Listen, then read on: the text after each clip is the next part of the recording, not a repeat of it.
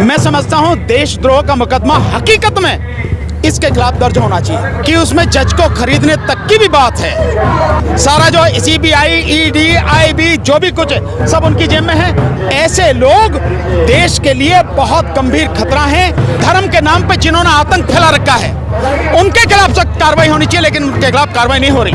भैया जिसका बाप दरोगा उसे काहे का डर। जब प्रधानमंत्री जिसकी जेब में है वो कह रहा ना पीओ में मेरी जेब में है और जज को खरीद करने की बात कर रहा, उसके खिलाफ कहां से कार्रवाई होगी। अगर आपने हमारे चैनल को अब तक सब्सक्राइब नहीं किया है तो प्लीज़ सब्सक्राइब कर लीजिए।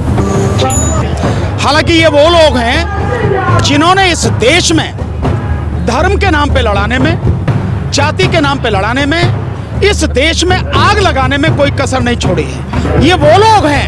एक आपका ध्यान है अंतर्राष्ट्रीय क्षेत्र में रेडियो रवांडा को हुआ करता था।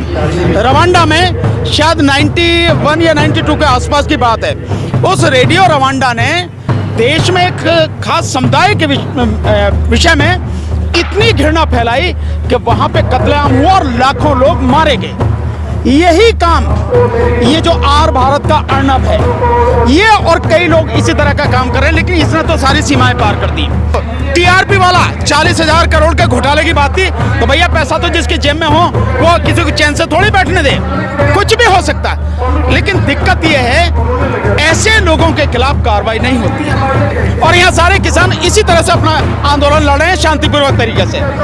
उनके खिलाफ एफआईआर करी है, लगातार लोगों को बुलाया जा रहा है, गिरफ्तार करके जेल में डाला जा रहा है। और ऐसे लोग, ये देशद्रोही लोग जिनको जेल के बाहर आने ही कभी नहीं देना चाहिए, ऐसे लोगों के खिलाफ अभी तक कोई एफआईआर भी नहीं है। तो मैं समझता हूं सरकार को, केंद्र सरकार को और एनआईए को और सीबीआई को ऐसे लोगों के खिलाफ सोचना चाहिए, इनके खिलाफ एफआईआर दर्ज के इन्हें अरेस्ट करके और जेल में तत्काल डालना चाहिए। लेकिन भैया जिसका बाप दरोगा उसे काहे का डर। जब प्रधानमंत्री जिसकी जेब में है वो कह रहा ना पीओ में मेरी जेब में है और जज को खरीद करने की बात कर रहा, उसके खिलाफ कहां से कार्रवाई होगी। तो अगर बॉम्बे पुलिस ने या महाराष्ट्र पुलिस ने कोई एफआईआर की है, अगर की है तो बहुत अच्छी बात, नहीं की है तो तत्काल दर्ज करनी चाहिए और ऐसे व्यक्ति को किसी भी हालत में जेल से बाहर आने नहीं देना चाहिए। ये देश के लिए बहुत बड़ा खतरा है।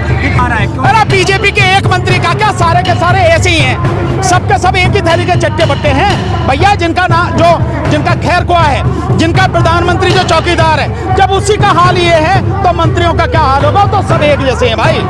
पीओ का मतलब है सीबीआई हो, आईबी हो, एनआईए हो, जितनी भी एजेंसियां हैं सब उसके साथ में है, उसकी जेब में है। तो ऐसा व्यक्ति क्यों ना मनचाहे करेगा जो उसके मन में आएगा।